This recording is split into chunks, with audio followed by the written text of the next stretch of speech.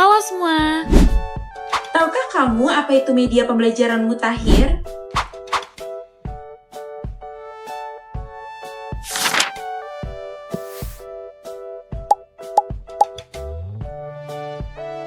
Seperti yang kita ketahui, media pembelajaran itu ada media pembelajaran sederhana dan ada media pembelajaran mutakhir. Dan kamu sudah mempelajari media pembelajaran sederhana di topik sebelumnya.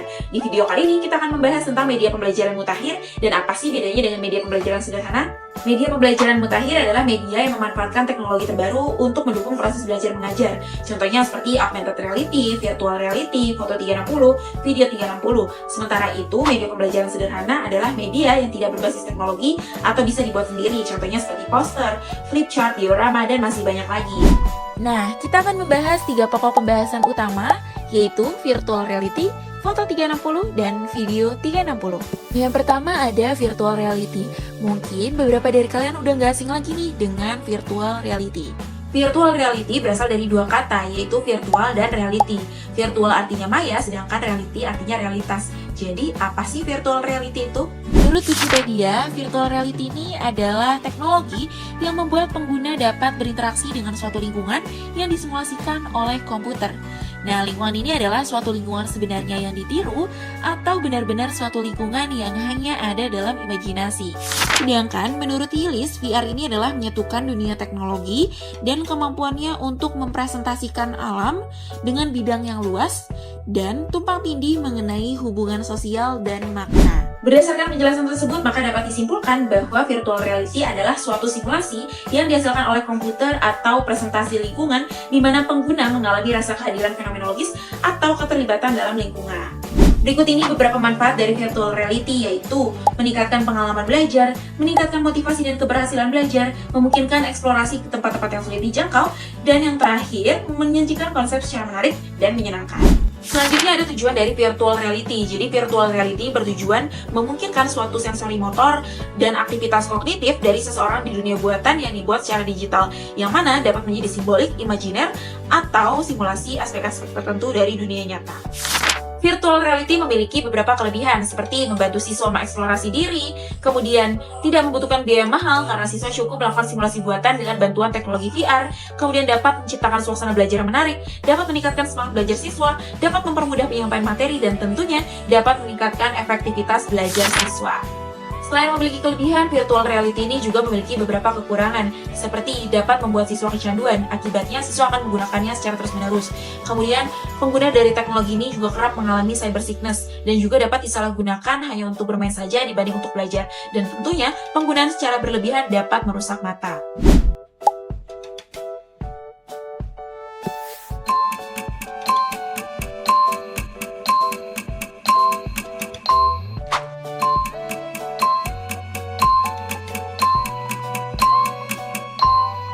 Nah, selanjutnya kita akan masuk ke pembahasan yang kedua, yaitu foto 360. Tahukah kamu apa itu foto 360? Foto 360 adalah salah satu bentuk dari virtual reality yang dapat dilihat dalam jangkauan 360 atau bisa dilihat dari berbagai sudut pandang, sehingga dapat digeser ke kanan, ke kiri, ke atas, ke bawah, zoom in dan zoom out, atau bahkan terlihat seolah kita sedang berada di lokasi tersebut. Dalam menghasilkan foto 360 ini, kita memerlukan beberapa pendukung, seperti kamera 360 dan aplikasi viewer.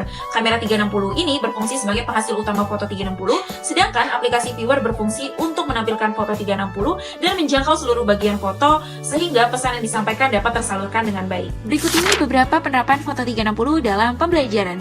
Yang pertama digunakan untuk mempelajari geografi bumi dan pegunungan.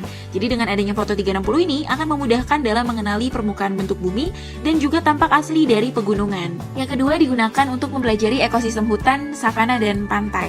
Dengan memanfaatkan foto 360, peserta didik dapat memahami secara mendalam bagaimana keadaan lingkungan beserta habitatnya tanpa perlu jauh-jauh untuk datang ke sana. Karena foto 360 memperlihatkan seluruh lingkungan dan komponen di dalamnya. Dan juga dapat digunakan untuk mempelajari pendidikan agama Islam, di mana dengan foto 360 ini siswa dapat mengenali lebih dalam bagaimana situasi dan kondisi Mekah, serta tetap dapat menikmati keindahan Mekah meskipun tidak berada langsung di sana. Selanjutnya ada beberapa manfaat dari foto 360, yaitu yang pertama dapat melihat objek ataupun fenomena dengan lebih detail dalam pembelajaran, kemudian yang kedua dapat melihat sekeliling objek tersebut tanpa harus datang ke tempat tersebut, dan yang ketiga objek gambar dapat terlihat lebih jelas dibandingkan gambar biasa biasanya sehingga siswa dapat lebih baik dalam memahaminya. Nah, karena tadi kita udah bahas tentang penerapan dan manfaat daripada Foto 360, sekarang kita akan bahas tentang kelebihan dan kekurangannya nih. Nah, untuk kelebihannya itu yang pertama, menghasilkan pengalaman yang menyenangkan, yang kedua, sifatnya konkret dan gambar lebih detail, yang ketiga, informasi lebih banyak dan lebih nyata, yang keempat, sudut pandang yang tidak terbatas, yang kelima, dapat mengatasi ruang dan waktu, dan yang terakhir, dapat memperjelas suatu masalah. Dan untuk kekurangannya ini ada 4. Yang pertama, memerlukan alat yang canggih dan mahal. Yang kedua, memerlukan pengetahuan dan keterampilan tinggi agar menghasilkan foto yang baik. Dan yang ketiga, memerlukan aplikasi viewer dalam melihat foto 360. Dan yang terakhir, membutuhkan sasaran foto dengan jangkauan yang luas.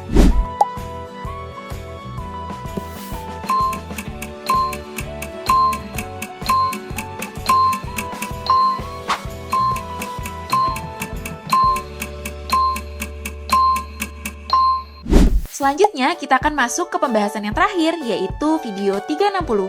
Tahukah kamu apa itu video 360? Video 360 adalah sebuah hardware yang dapat merekam objek berbasis 360 derajat serta memberikan kualitas video yang HD.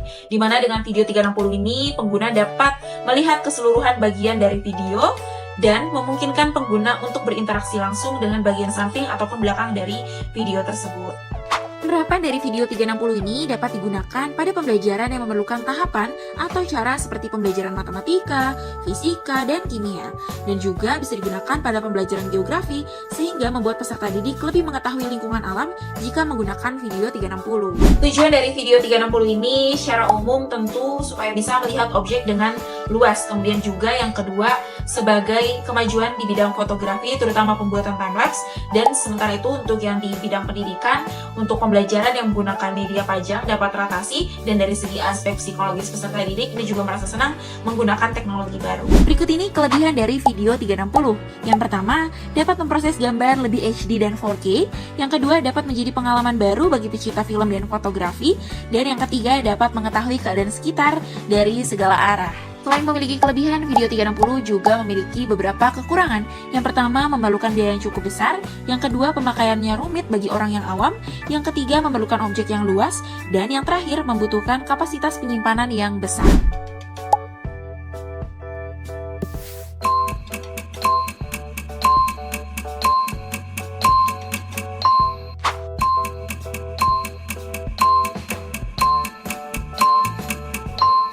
Nah, jadi kesimpulannya, media pembelajaran mutakhir seperti virtual reality, foto 360, dan video 360 membawa inovasi dalam dunia pendidikan dengan menciptakan pengalaman belajar yang lebih interaktif dan juga imersif. Meskipun memiliki keunggulan dalam efektivitas pembelajaran, teknologi ini juga memiliki beberapa tantangan, seperti tingginya biaya, kemudian kebutuhan perangkat khusus, serta munculnya dampak negatif jika digunakan secara berlebihan. Oleh karena itu, perlu dilakukan secara bijak agar dapat efektif dalam mendukung pendidikan.